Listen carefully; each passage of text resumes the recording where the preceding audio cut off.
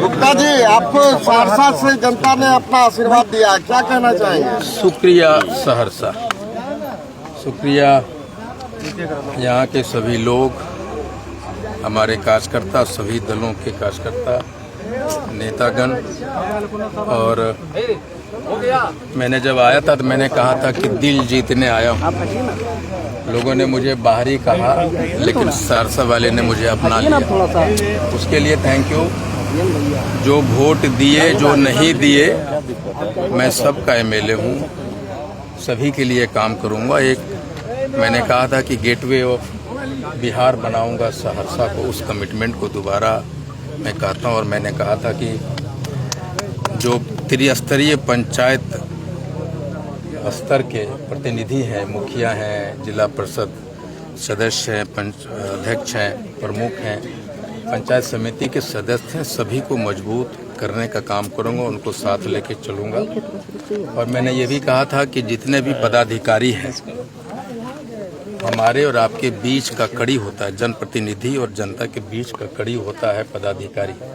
और वो पदाधिकारी जो स्कीम्स को धरातल पे लाते हैं, उन्हें डराने धमकाने का जमाना चला गया आज के बाद।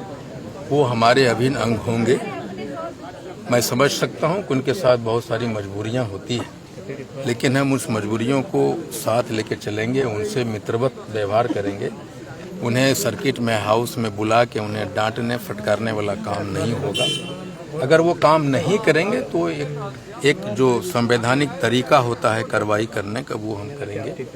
लेकिन एक बार पुनः कि मेरी जो प्रायोरिटी होगी, सहरसा जो भारत के सबसे गंदे सीटों में सिटी में है, उसको हम कैसे पब्लिक रिस्पॉन्सिबिलिटी के साथ उसको क्लीन कर सकते हैं।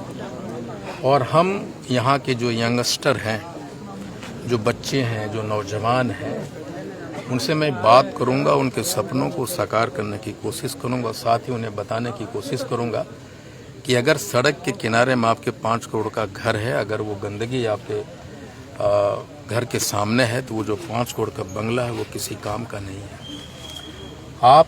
मैं जीना सिखाऊंगा कि सरकार के पास सीमित संसाधन होते हैं, फंड की कमी होती है, लेकिन अगर हम एक सेंस को डेवलप कर सकें तो हम अपने घर के सामने वाले कचरे को हटाने की जिम्मेदारी खुद ले लें तो शहर खुद ब खुद खूबसूरत हो जाएगा। और मुझे लगता है कि आज से जो मैंने कहा था कि चीयर अप, सहरसा को चीयर अप करने का समय आ गया है। ये टैक्स फ्री सहरसा बनेगा। आईपी गुप्ता न टैक्स लेगा, न किसी को लेने के लिए कहेगा। हो सकता है कि मैं बहुत सारे काम को नहीं कर सकूं, लेकिन एक ईमानदार प्रयास करूंगा, ये दिखेगा। सर, आप लोग बिहार में सरकार बनाने का दावा कर रहे थे, लेकिन कहाँ कमी रह गई जो आरजेडी को इतनी कम सीटें आई है? देखिए, मेरा मानना है कि हम पहले तो आकलन करेंगे, लेकिन हम ये इतना जरूर कहेंगे कि यादव, मुसलमान और पान एक साइड थे और बाकी जितनी भी जनता थी एक साइड थी।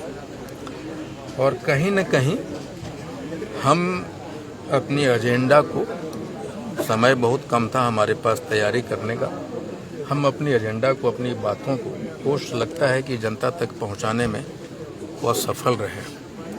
उसका परिणाम ये हो सकता है, लेकिन ये लोकतंत्र है और इस लोकतंत्र में जो जनता का मैंडेट होता है, हम उसको स्वीकार करते हैं, सम्मान करते हैं। और हम मुबारकबाद देना चाहेंगे, अपनी बधाई देंगे जो अपकमिंग सरकार है। हम सरकार के साथ मिलकर सहरसा के लिए काम करेंगे। Thank you.